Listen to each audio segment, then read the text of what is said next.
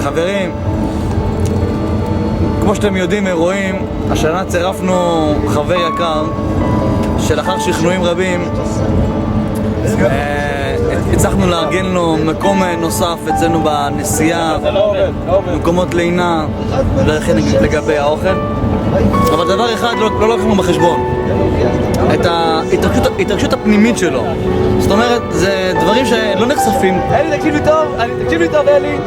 יהיה אלי לפני ידיץ' ויהיה אלי אחרי ידיץ'. חבר'ה, אדם אחר בא לעולם. היינו פה ככה.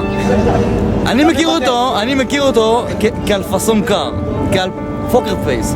עכשיו, מה קורה פה? אני הוא נחת באודסה, הוא מתרגש. זה המילה? עליי אתה מדבר כבר חצי שעה יענו.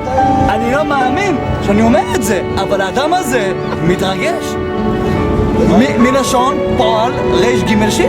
רגש, אחי. זה קיים את הבן אדם. נראה לי אדמו"ר הזקן. מוישי, אתה מרגש אותי יותר ממנו פה. אבל אני נראה לי אדמו"ר הזקן עושה לו רק טוב להרגשות. הוא מתחבר עם האני העצמי שלו.